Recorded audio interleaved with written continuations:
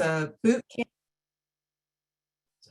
There's a boot camp, which is about a week, and then 3 months of classroom training, which focuses on electrical theory and math, and then 6-month on-the-job rotations that continue for a period of several years for some folks. It's looks like an apprenticeship program, and then it's an earn while you learn. And it has all those best practices of an integrated training and workforce development across the training and hiring experience. And that's where the title comes from a quote from one of our interviewees. They made a path for us. So the literature and job training, you really, well, in the policy world, except for of late, we're getting some good changes, I think, has really been on supply side interventions. A peak of scholarly interest in the 1990s, particularly in the wake of the huge Department of Labor JTPA study. Lots of economists grabbed, it's a huge study, lots of data from that. And then sort of a focus on community-based programs like the Center for Employment Training in San Jose. But of late, you haven't seen as much of this research. And I think because of the rise of demand side political claims and scholarly attention to these demands. So living wages, minimum wages, fight for 15, and we have a paper that will address those. I'm going to skip this. Just quickly, our theoretical approach is one of racial labor market institutional projects. So this is an idea that we're really sort of building upon the idea in econ literature on institutions as collective choices, laws, norms, conventions that influence individual choice, but also pulling from the social sciences literature and political science and sociology around racial formation and institutional orders. So our main argument, I'll just read this, is that political and programmatic activities of unions as collective worker organizations mediate between the hiring practices of management, the network recruitment of workers, and the broader institutional context that produces and hinges upon the labor supply, in particular the criminal justice system. Unions make political choices that influence labor market outcomes, including racial and gender equity, but unions sometimes pursue strategies that disrupt extant patterns of racial and gender representation, but within constraints. So management still exercises control over hiring, and skills matter. But we argue that the UPCT addresses the latter, skills, and influences the former, hiring. So research design, this is a survey and interviews we carried out last summer. Might remind everybody during the pandemic. So we have surveys and then follow-up, in-depth follow-up interviews.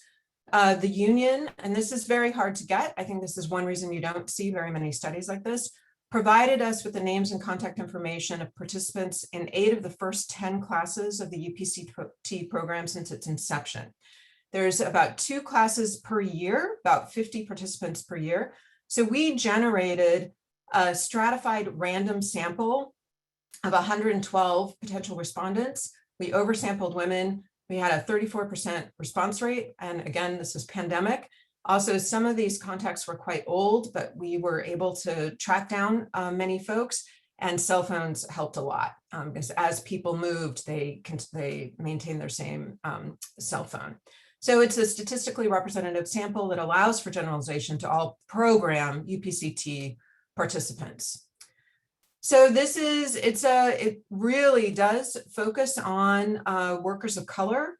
About 46% are Latinx, 26% are African-American, 23% are women. So if you know the context of LA, which is about 9% African-American, and these are trades jobs largely, although part of what we're going to talk about is how folks find jobs in everything from billing services to customer service.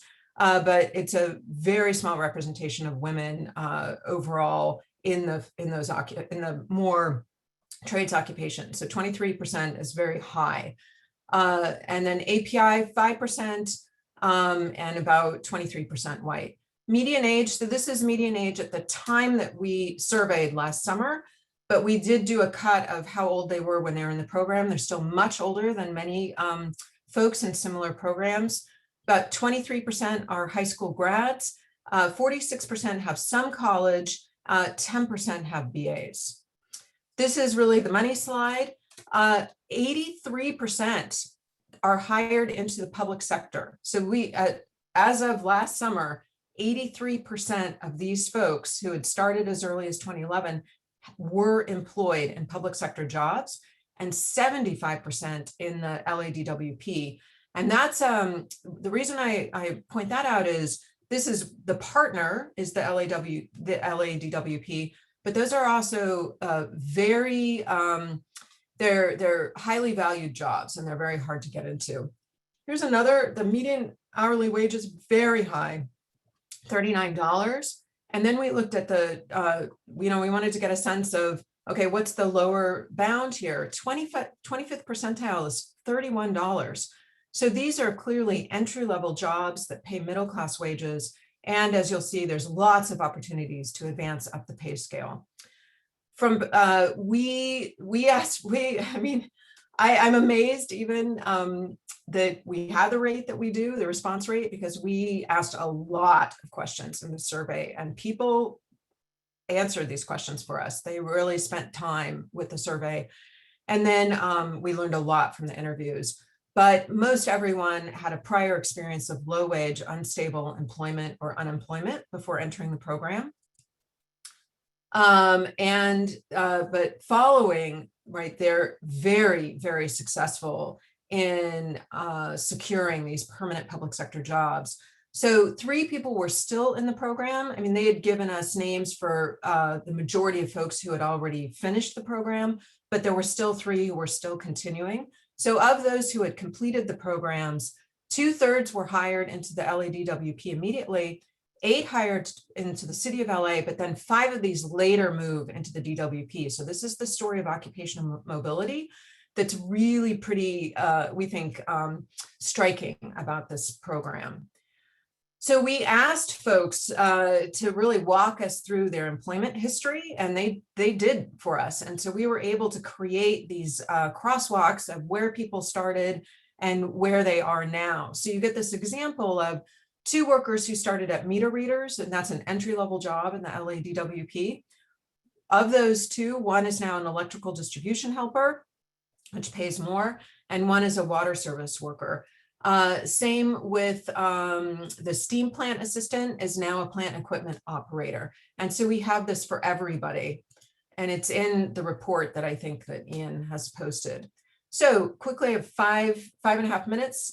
Program strengths: structural linkage between training and a sector with high job standards, integrated training and workforce development across the training experience, earn while you learn wage support, and an option to extend training, which changed at one point during the program and was part of a political negotiation between the union and the LADWP. So it really takes in a differentiated learning approach and recognizes that some people are really coming from much more challenging backgrounds.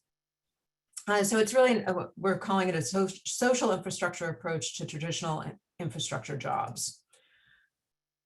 This is something that is one of our key takeaways. There's ongoing and inclusive frontline services that extend beyond narrow skills training, particularly assistance with background checks. The union goes to bat for these folks and really fought. And we have stories of people who time and time again, even though their record had been initially cleared through the LADWP, records would get lost, or they're not quite sure what was happening, but that would pop up again. One story we had of a woman who went through the program, was hired on as a permanent custodian, had been working for several months, and one day was summarily walked off the job. She said it was humiliating, traumatizing, and it was an issue with her background check that had been resolved by the union twice before. And yet here it came up once again after she had secured a job. The union went to bat for her. It took a long time, but they eventually got her reinstated. But it's that sort of action on the part of a union, right, participant that we think is really clear. Intensive classroom training, there was tutoring, but the union also encouraged the participants to create self-study groups. They're really activating this sort of organizing approach even during this training session. And then thirdly, this was really notable. There's a very bureaucratic and quite difficult civil service exam system in Los Angeles. And it's just very even hard find out where you go, what exams are being offered at what particular time.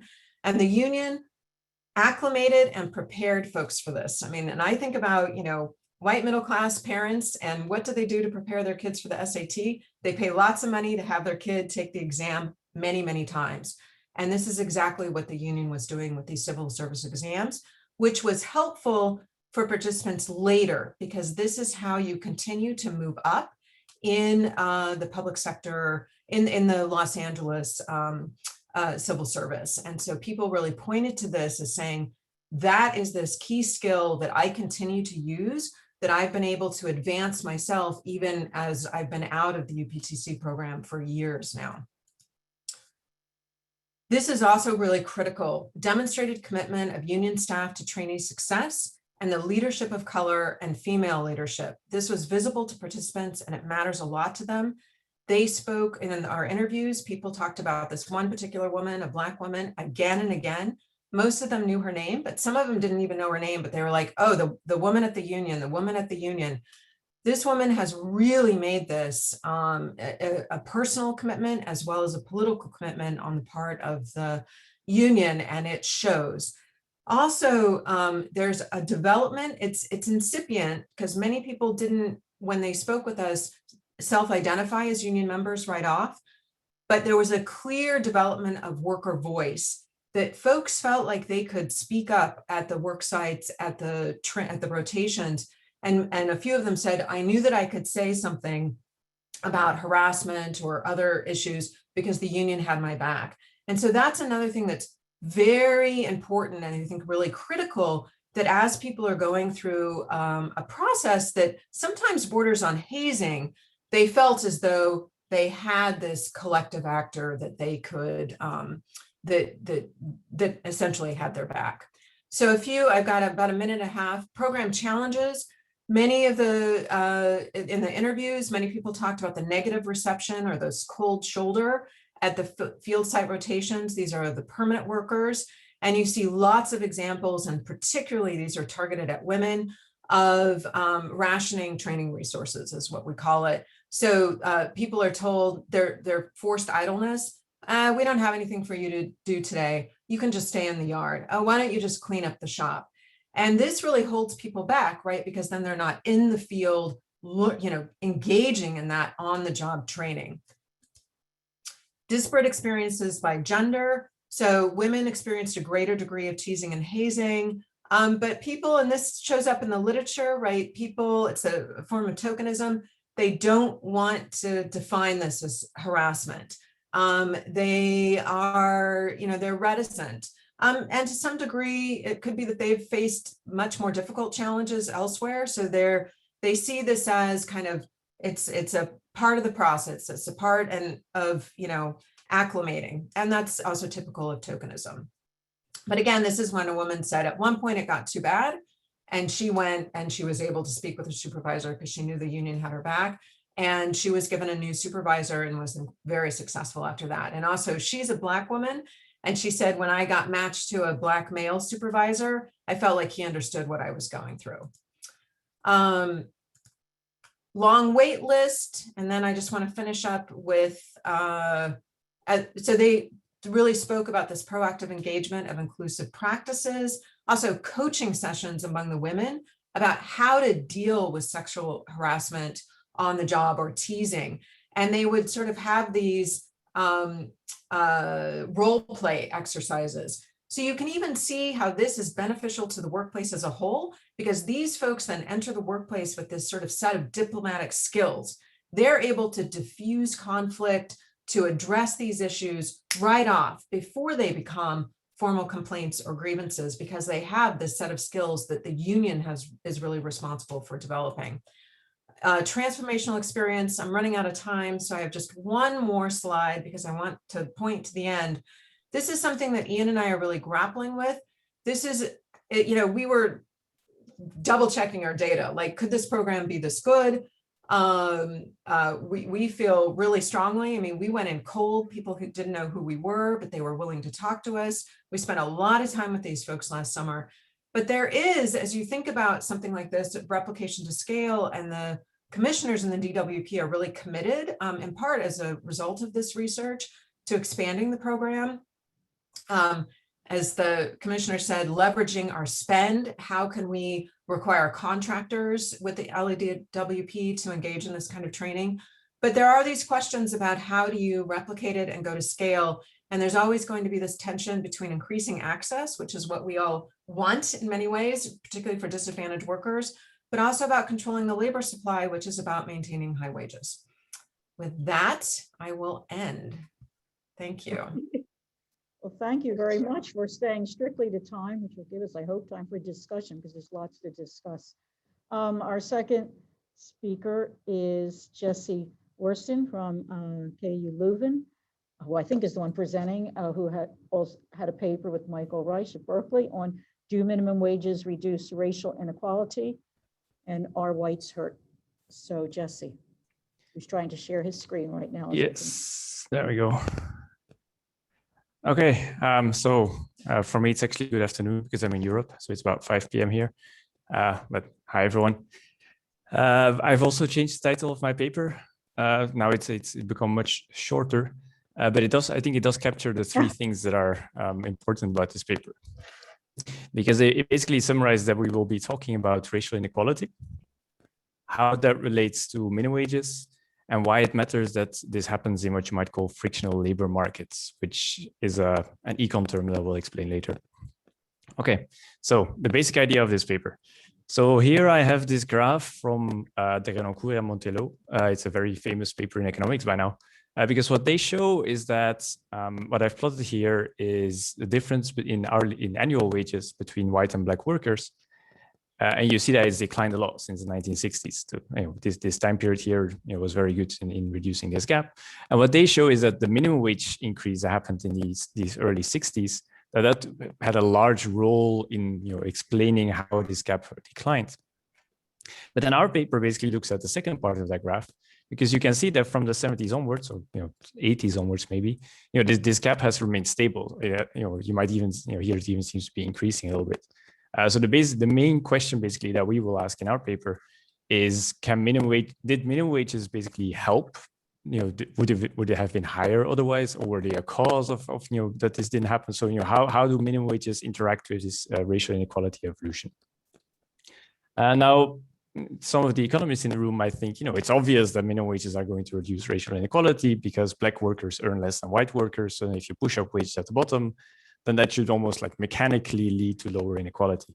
But it's actually not that obvious, because this holds for federal minimum wage increases, because then the minimum wage goes up everywhere.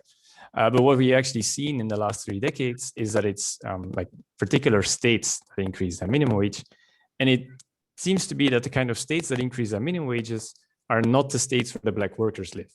So what you might get is that minimum wages might increase the wages of low earning white workers, but then the black workers are left behind. But I'm happy to say that that's not the case. So this paper basically summarizes the results of my paper, our paper, sorry. I'm just going to focus on the top part here. So in black, this line here, this is the actual gap in hourly wages between white and black workers between 1995 and 2020. So the first thing that you notice is that it's gone up in this time period from around 11 percentage points to I think about 16. But then in red, I plot what this gap would have been had the minimum wage not been increased. So this is basically the main output of our paper, and I'll explain later how we get to this point. So what you see is that had minimum wages not increased since 1995, then the gap in hourly wages between white and black workers would have actually been a lot larger. So I think this is about 2 percentage points. So it's from, I think, 18 to 16. So that's actually relatively, that's actually a meaningful difference. Okay, so how do I get to this graph? There's basically 4 steps to this paper. So the first thing that we do is we estimate a lot of these wage elasticities. So this simply means if the minimum wage goes up by 10%, what happens to wages of black workers or of white workers?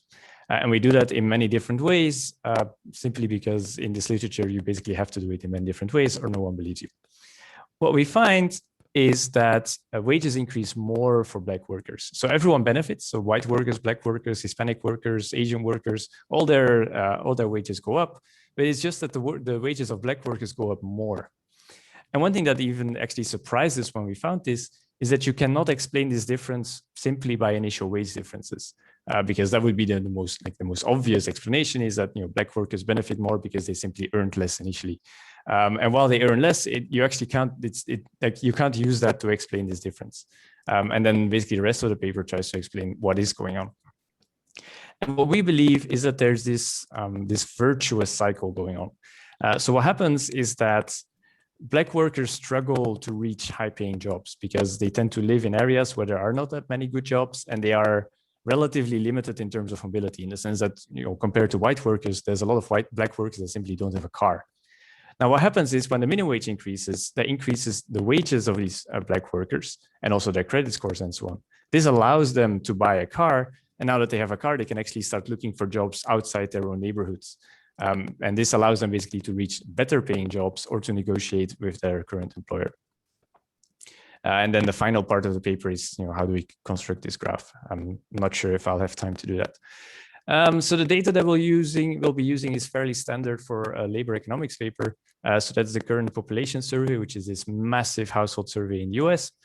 The quarterly workforce indicators data set, which is an administrative data set. And this basically tells you how many people worked in a particular sector, in a particular county, in a particular quarter. And it splits that by race or by age and so on. And when we use this, we'll actually be looking at the food services sector, simply because that's the only sector in the US where there's a lot of people that earn the minimum wage. And then finally, we'll also be using the American Community Survey, which is the second very large household survey in the US. To look at, explain our story a little bit about the cars. Okay. So first, to focus the mind a little bit. So initially, I said, black workers earn less than white workers. Is that actually true? The answer is yes. So black workers are almost 21% more likely to earn the minimum wage than white workers. Then the second step is that we start doing more causal analysis. So these are relatively standard regressions. And I mean, there's a lot of variables here, but basically it comes down to, on the left-hand side, we have some measure of whether they're employed and how much they earn. And then on the right-hand side, we have the minimum wage. So if the minimum wage goes up, what happens to the probability of being employed, or how much do they earn? And there's many ways to do that. And I'll be focusing on this trends model here, which has state time fixed effects, and then also state-specific time trends. Again, very long discussion in the minimum wage literature why you would want to do it this way. If you're interested, you can talk to me later. All right, so what does that give us? Lots of numbers, but I'm going to focus on these ones. These are the wage elasticities. How do you interpret these numbers? So this one here is 0.12. And what that means is that when you look at white workers, when they experience a 10% increase in the minimum wage, their wage increases by 1.2 percentage points. Whereas when you look at black workers, the same 10% increase in the minimum wage actually leads to a 1.7 percentage point increase in their wages. So that's almost 50% more, which is quite, it's actually a very large difference. Okay, and then we do this in many different ways. So this one here, we exploit an interesting thing about the current population survey, which is that they interview the same person twice. So what we do is we take the people at the beginning of the survey, we see, okay, you are a low wage worker. And then we see, are you white or black?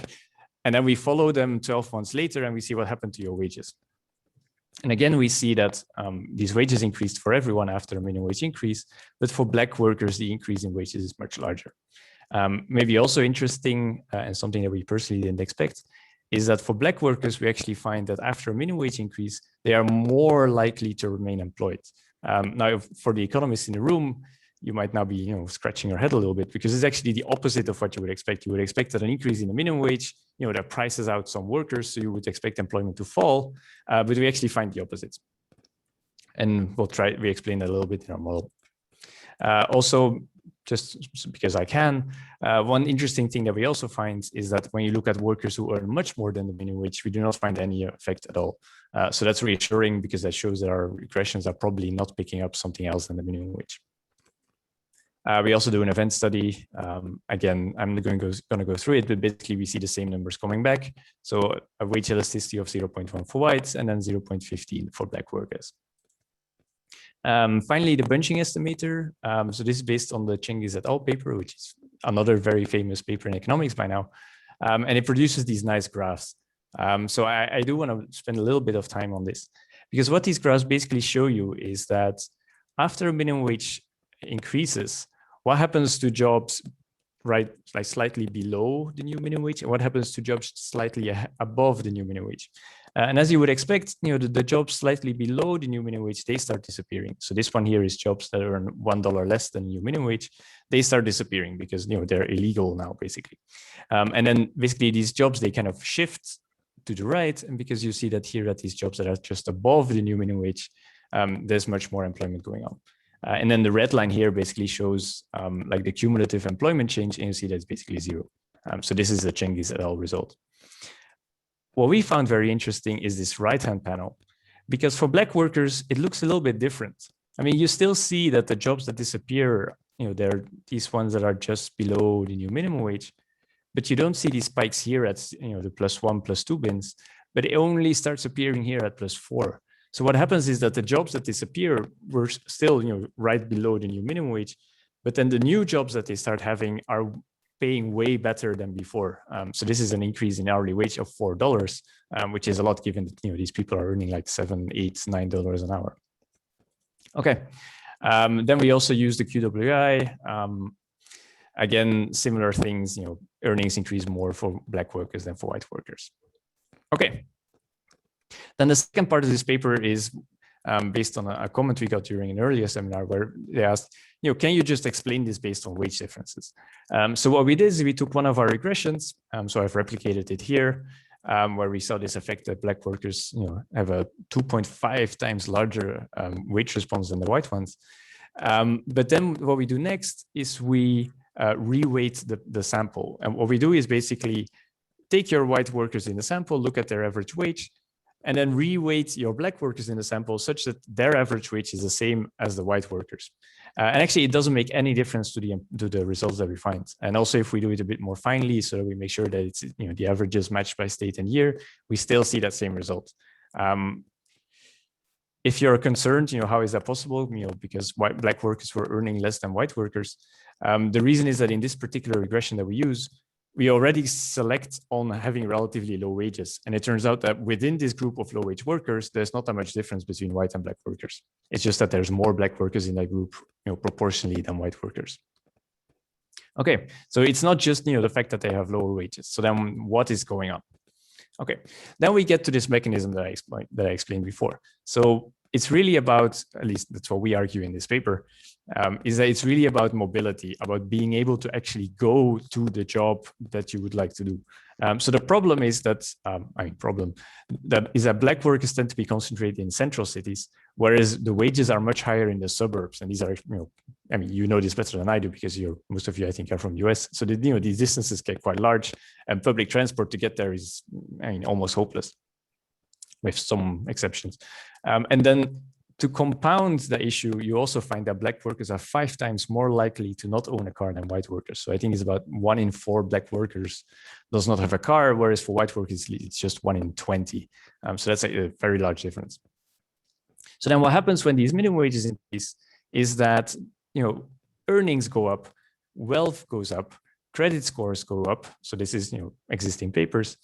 And then what do these Black workers do with these, this better life, basically these better financial conditions? They use it to buy a car. It's usually a secondhand car, but still it's a car. It can get you from A to B much faster than public transportation can. Now that they have a car, they can, start applying for jobs that are further away. You can now apply for jobs that are several miles away, whereas before that started becoming very complicated. Because they now have much more choice, they can either choose to take these better jobs that are further away from where they live, or they can go to their current employer and say, you're only paying me peanuts, but I could go to this other job, but I would prefer to stay here. If you pay me a little bit more, then I'll continue working here. So they are basically able to extract a larger share of the surplus that they create. So we have a model that illustrates that. I'm not going to get into that. If you're interested, you can find the paper online. It's basically a very simple extension of Cart et al. 2019, which is another very famous econ paper. But basically what we do is we allow workers to go from a low mobility to a high mobility type. And the minimum wage basically pushes them from one type to the other. And going to the high mobility type allows you to earn much more than before. Great. We also have a little bit of empirics to support this theory, this hypothesis. And what we do is we go to the American Community Survey and we see, okay, how do you commute to work? Do you go by car or by something else, like buses or by on foot, or, well, there's some that go by bike, but not that many. And then we check, does that change after the minimum wage increases? And is that different for Black workers than for white workers? And what we find is that actually it is very, very different. So that's summarized in this table here. And we find that for Black workers that are in the poorest quartile, so these are the Black workers that earn relatively little, we see that once the minimum wage increases, so say a 10% increases the probability that they commute by car by 1 percentage point. And that's a very large increase given that most people already commute by car. So 1 percentage point increase is actually quite a lot. And reassuringly, this effect becomes smaller as you go, you start looking at the richer Black people. And also quite interestingly, there's none of this effect on white persons, probably because they already own the car. All right. Then another thing that we find, but I think I only have like 5 minutes left. So another thing that we find is that the jobs that they get start becoming much more stable. So this is what we often call the turnover rate. So once the minimum wage increases, this reduces the chance that people get hired or fired. But so, we tend to focus on the fired part, basically because this means that if they have a job, they're much more likely to actually stay at that job instead of moving from one job to the other or having no job for a while and then having a job again, this very uncertain lifestyle. Minimum wages actually have a very large impact on reducing that, meaning that people are much more likely to simply stay at the job that they have, because it's just a better job that they have now. And again, this effect is much larger for Black workers than for white workers. I can skip this. The counterfactual design. So this graph that I showed you initially, how do we actually create that? So what we did is we took these wage elasticities from one of the first regressions where we saw that Black workers, their wages increased like 50% more after a minimum wage increase than for white workers. And then we simulated 3 different scenarios. We took those estimates and then we predicted, what would their wages be had minimum wages not changed at all? What would it be under current minimum wages? And what would happen if the federal minimum wage had increased already fairly early following the California path? Then we calculate for all these affected workers, which in that case is those who have a high school diploma or less, what their actual wages would be and then what the gap would be between white and Black workers. And we translate that to an economy-wide gap by assuming that all the rest are unaffected. So I mean, this is a bit of a heroic assumption. But there's some that overestimate, there's some that underestimate. So we think it evens out a little bit. So that gives you the graph that I showed you before. So we see that among the affected workers, difference is actually much larger still.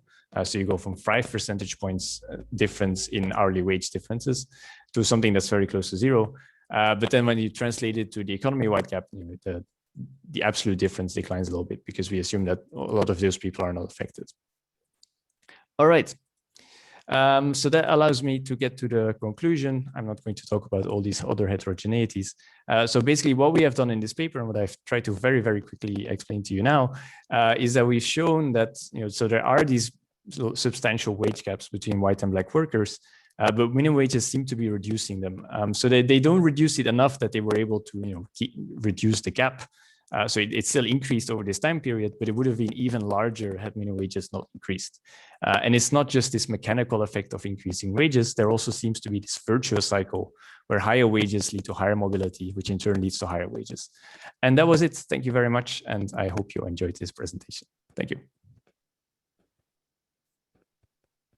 And if there's any questions, I guess we can have very them much, and an hour later. You'll have at the end. Yeah. Okay. And our third speaker is Phela Townsend from Rutgers. Why do Black worker centers exist? And critical analysis of race and union organizing. Phela. Hi everyone. Also is trying to. Oh, go ahead. Oh, sorry, I thought you were saying something. Hi everyone, I'm Phela Townsend. I'm I guess at this point, 5th year, but I've lost track of time, PhD candidate at Rutgers. I'm going to talk about my dissertation, which is unfolding. I just recently defended my proposal and now I'm moving into executing the field research. So let me share my screen, and I also want to set up a timer that I'm likely to not follow, but okay, 2 seconds.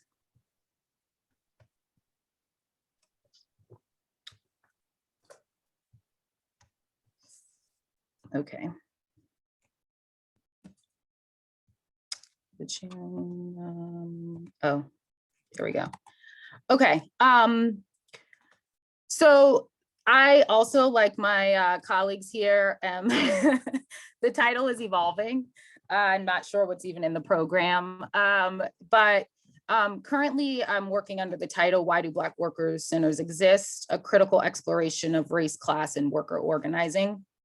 But I want to take 2 seconds to say where I was last year at this time, because I think this is an important piece, and it also connects to why the research is where it is today.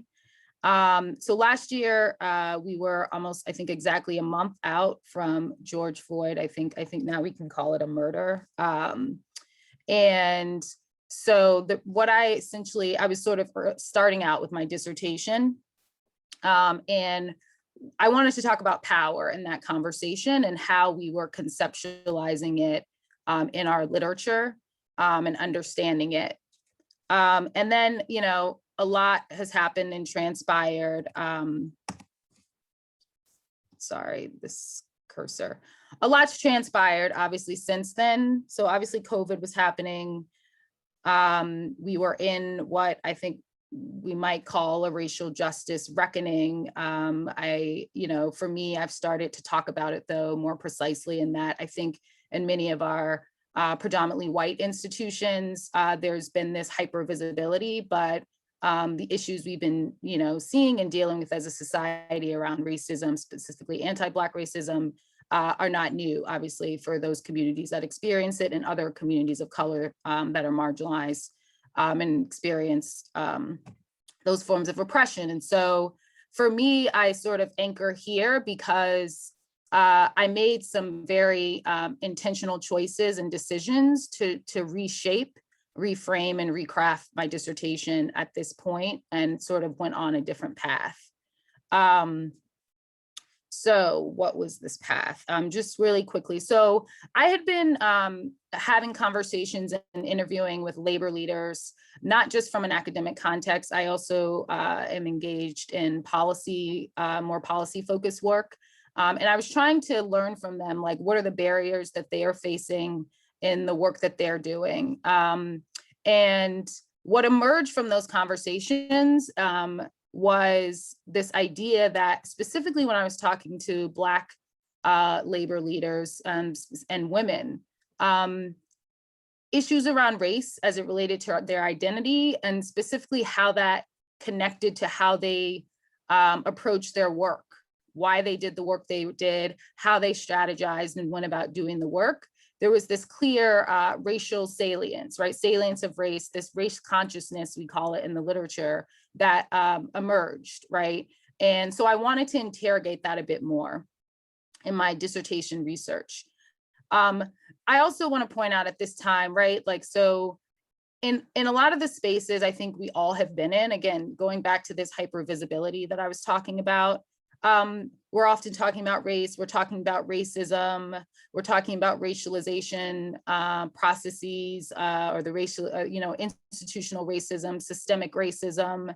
And for me, I've always sort of had this question, like, what are we really talking about, right? When we say race, what do we mean? Do we mean the same thing? And I think all of us could probably agree that at times we're talking about different things. At times we're not even seeing race. At times race is, in the like faces and the skin color of people or not. But we also hopefully are coming to see that there's something broader and bigger and often hidden and embedded in our institutions and structures that are connected to race. And so for me, I was really curious about, well, how do we better understand this and conceptualize this? And more importantly, how do we bring this into our work as scholars? In order to bring it into our work, right, we have to make it visible, right? We have to measure it and operationalize it in some way, right? And so these are the kinds of questions and tensions I was really grappling with. And this is an important piece of how I have developed the research. There's this last piece, which is a focus on Black workers. So this also was not necessarily intentional at the beginning when I started this work. COVID happened, and like many of us here, I had to sort of adapt and change who I was focusing on. Many labor organizations, right, during COVID were really, drowning, right, and trying to support workers, trying to organize workers, just trying to live and survive, right? And so through just personal relationships, I was able to engage with Black worker center organizations, and they were gracious enough to allow me to do my research alongside them. I would point out I also offered myself in a more participant action mode, right? Because it was really important to me if I was going to be engaging in that space with them and doing research, that I was also offering something to them, right? And so I think that's an important piece too to highlight. And there's been a lot about Black workers, right, in our not just scholarly discourse, but in the public discourse. Now we're talking, in the aftermath of Georgia, everyone's talking about Georgia. People, there's been this hyper visibility again about Bessemer and what was happening with Amazon and the unionization drive. And while that's going on, though, again, if we pull out the lens, these issues are not in those isolated places. They're happening all over. Our media, we just have a tendency to focus. But for me, I think there was something really important here about like Black workers and how we think about them in the context of not just society and history, but labor in particular, how we think about them in the context of labor movement. And again, going back to sort of why we're all here, like how we're studying and who we're studying, right? Which leads me to this other piece. So this work for me really steps into a path that's already being forged by scholars that come before me. So specifically Tammy Lee and Maite Tapia, if you have not read their paper, I definitely recommend you do it. It's 2021, I think, in the most recent ILR review, where they talk about this philosophical problem in the field of industrial labor relations that we have, where there's been sort of this dominance of white and privileged group narratives. And they call for greater focus on non-white and marginalized group narratives and perspectives. So I focus on Black workers, but there was this call for us to really think about how inclusive we're being in our study and analysis of labor issues. And again, I've already mentioned this, but I had this desire to get more intentional and clear and precise, at least as best as we can, right? These aren't perfect methods and processes that we're undergoing, but I really wanted to, again, like sort of pull back the veil or make more visible what I think are these underlying mechanisms that are hidden when we think about race and how it operates and manifests in society, or racialization or racism. Like what is that, right? What are we really talking about? So this is what I'm interrogating and doing in this dissertation. And why is my cursor not moving? Hold on one second. Okay. So in short, again, I want to more deeply understand how does the social construction of race, which is a process, unfold in the context of class? There are many debates going back a long ways, right, about race and class and their intersection. And again, this is what I'm looking at specifically through this lens of Black worker centers. And it's important to think about it, I think, in a particular context and why, right? So I have about 6 minutes or so. It depends on questions. I wanted to talk a bit about the literature. There's a lot I could focus on. I wanted to talk a bit about how I arrived at this piece, but I'm gonna sort of talk about why, go through parts of the research design, and if I have time, I'll come back and talk specifically about the critical literatures that I think all of us should be really thinking about as we look at this, at our work around these issues. But so for me, again, it's looking at race and class in this context of worker organizing. But in order to do that, we need a broader conceptualization of race. Race is not just about identity, even though it is that at some level, and we often think of it in that way. So I love this quote from Ruha Benjamin, where she's really, it perfectly captures like what I'm trying to do here. So she says, the social construction of race is an oft invoked academic truism. As a heuristic, the constructivist principle is at times assumed rather than demonstrated, right? We usually say race is a social construction and then we stop there. She says, but rather than actually put to work in the difficult task of showing how, by whom, under what conditions, and to what ends, symbolic categories are made real in the lives of individuals and in the workings of institutions alike, right? So to what ends is race and class, right? How are they being made real in people's lives? Again, I said I wouldn't really, depending on time, be able to go, but these are just some of the literatures that I was engaging with in order to arrive at thinking about how am I conceptualizing and thinking about race in this study.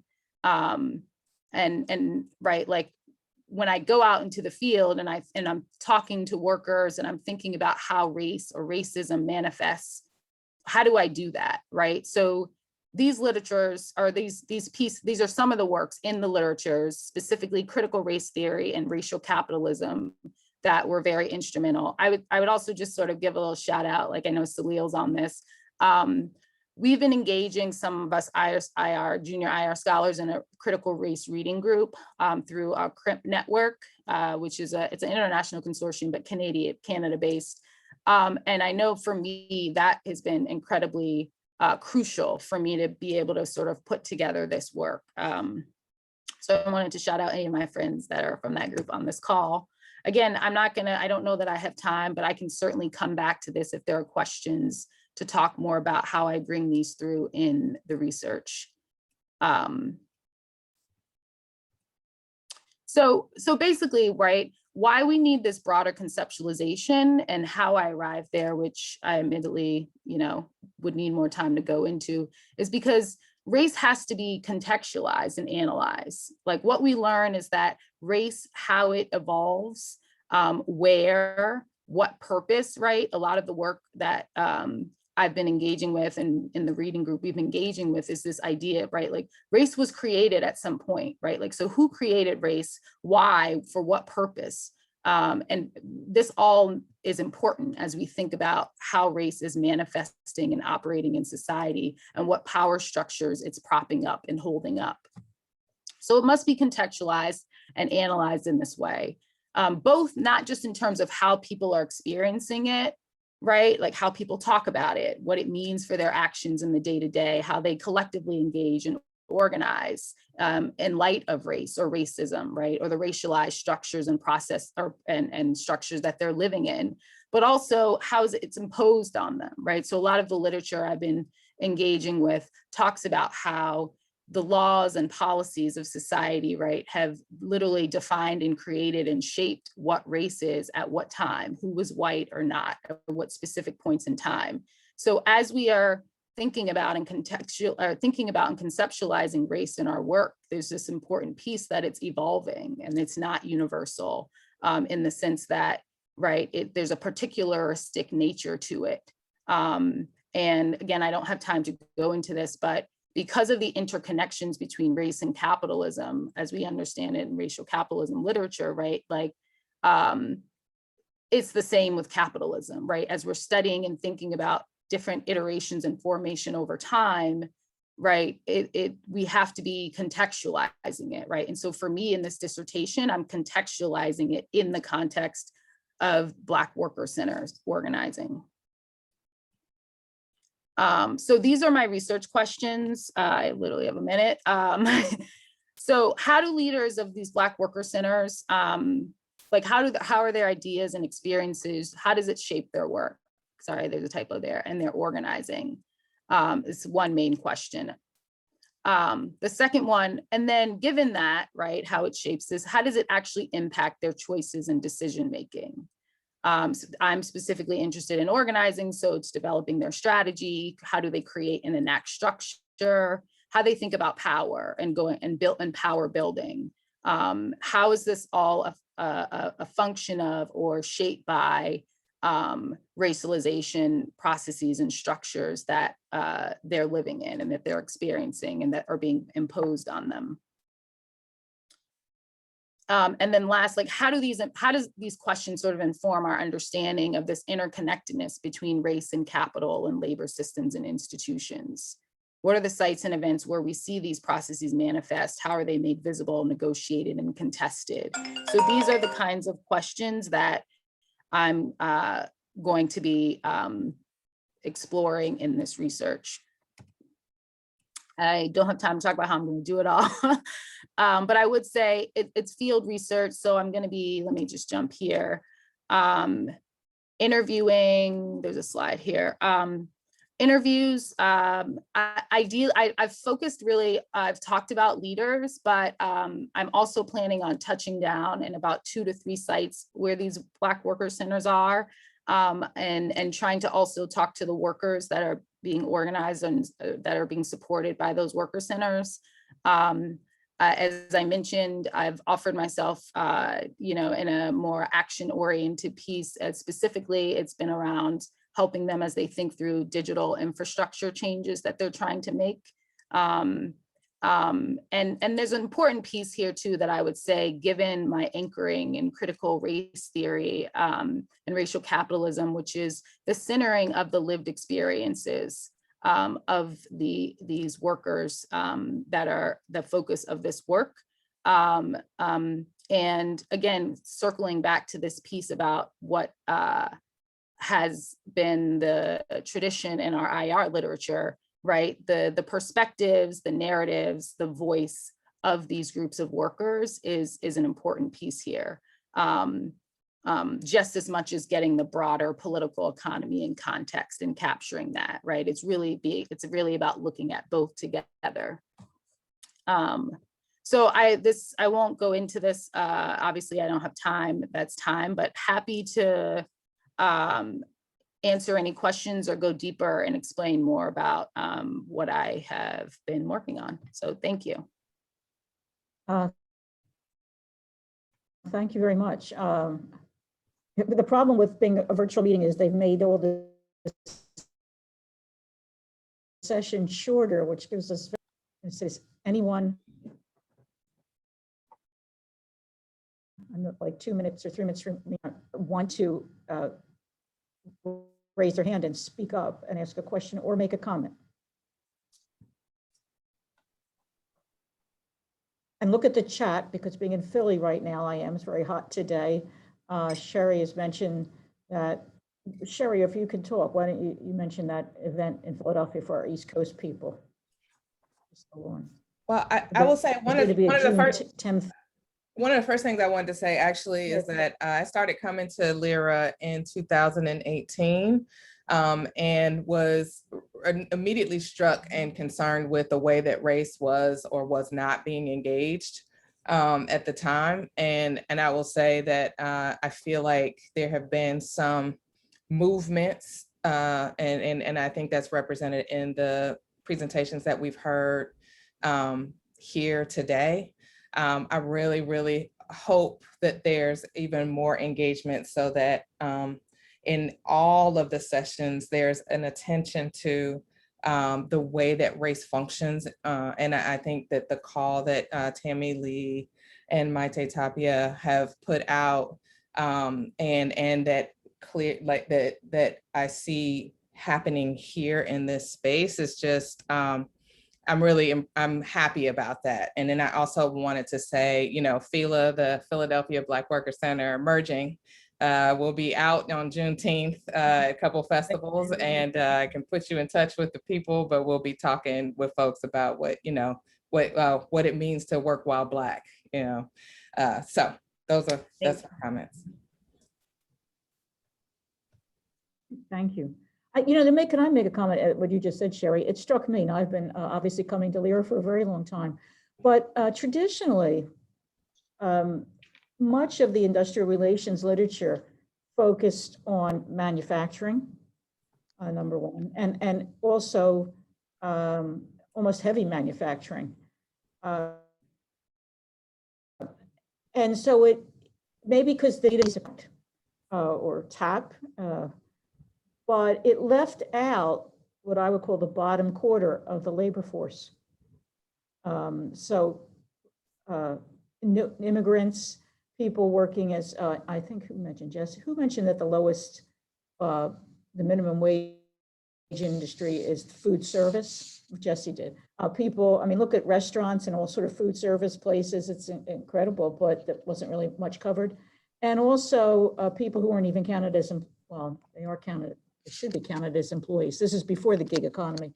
But women working in cleaning other people's houses or taking care of children for pay. I don't mean their own children.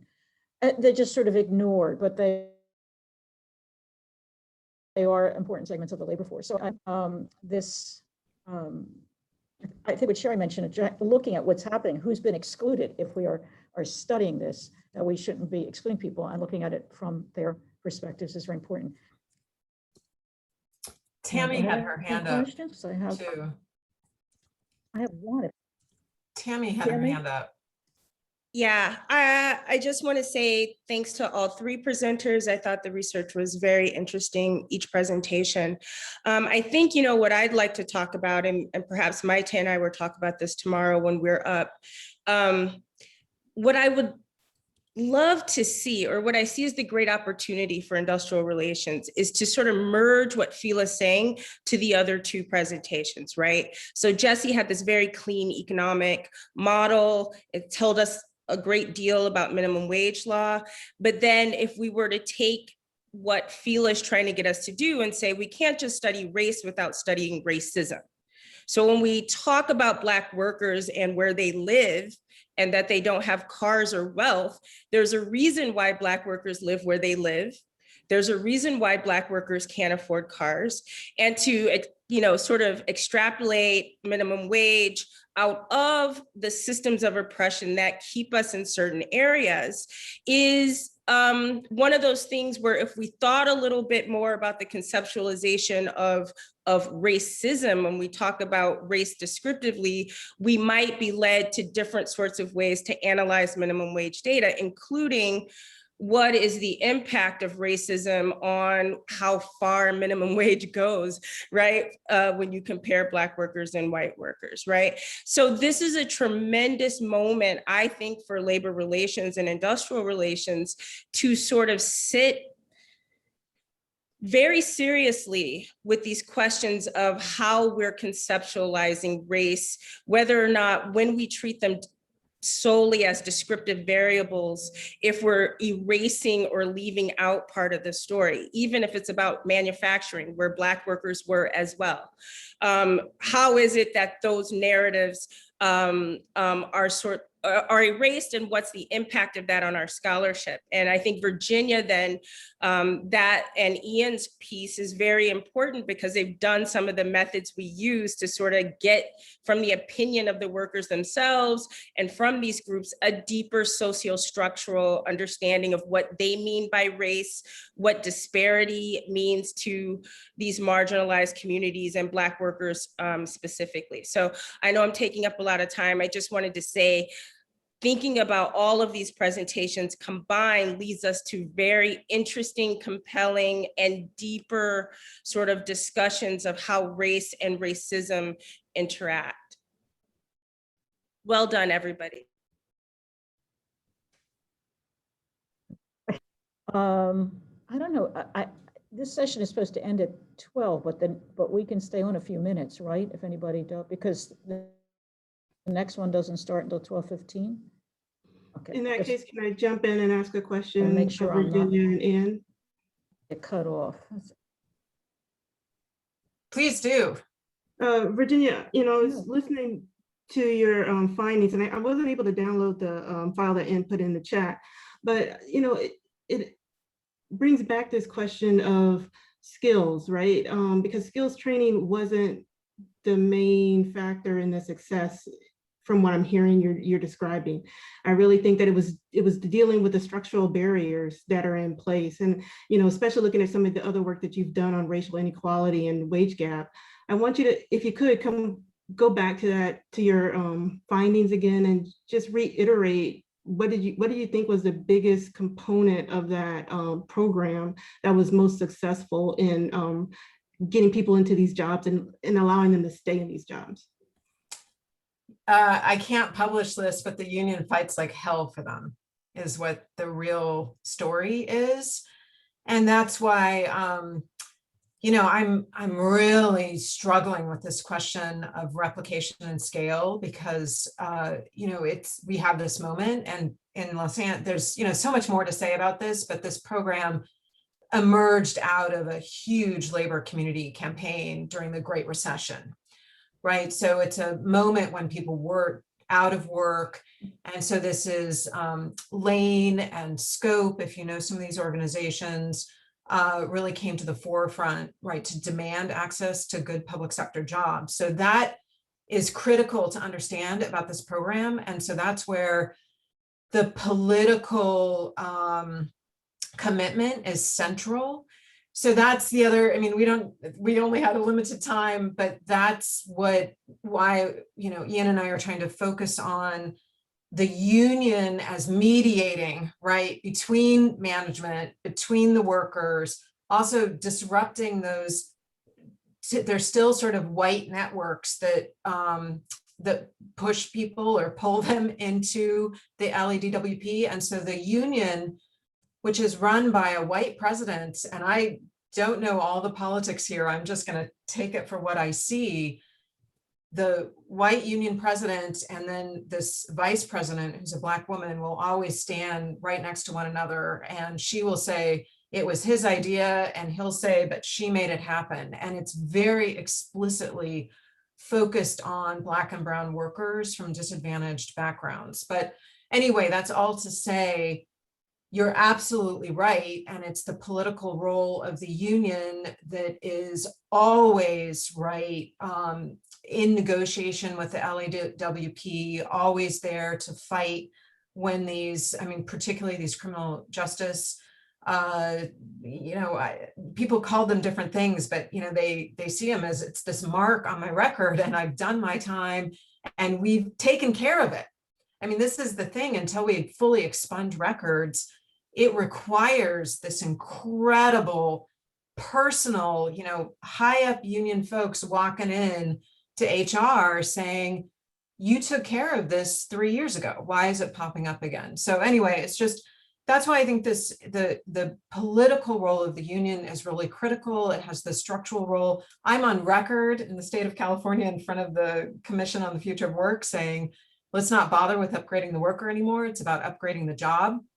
But here's a place where you can kind of do both and you can get a toehold, right? So because the policy world has been so open to skills training, it's a place you can use, right? It's a place we can leverage to say, yes, we are doing some skills training, because some of these jobs are very highly skilled and folks don't have the skills. And they'll talk about that. They'll say, I feel so good about myself because now I know how to do this thing. But they don't have to go to college to do it, right?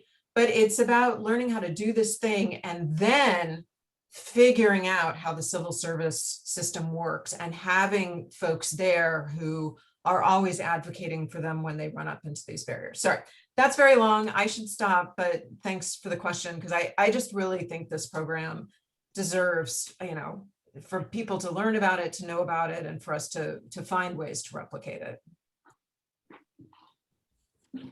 Missing any final comments? Well, if there's nobody else, I actually did have one more. And this is another piece of Phela spoke to critical race theory. And I come out of critical race feminism. I just would ask that as we're thinking about this, but the tenet of intersectionality, it is really helpful, I will say, in the research when we push an additional step. I'm thinking about Jocelyn Fry, whose most recent paper or report out of the Center for American Progress looked at the impact of COVID-19 on women of color, but the research dug down and would say specifically Black women Latinx, immigrant, not immigrant, but like digging down into the ways that we, like in this instance, COVID-19 impacted women of color, and specifically within not a category of Asian American, but really speaking to the differences. Is there someone who's not muted that could possibly mute? Thank you. Happening is the next session. Oh, that's okay. They're coming into the.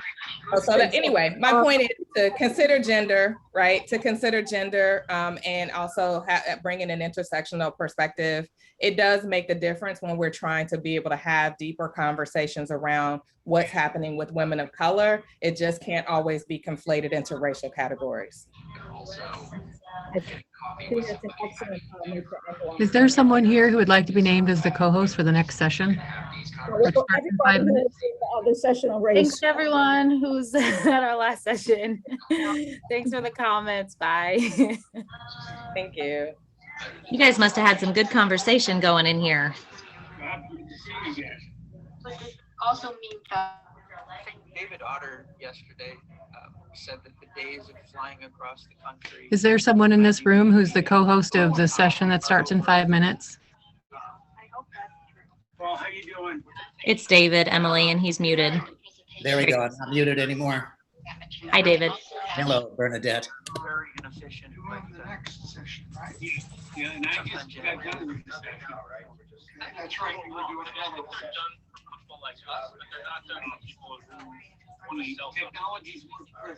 David, do you plan to record the session? I think I probably should. Okay. I think we need to stop recording the last one.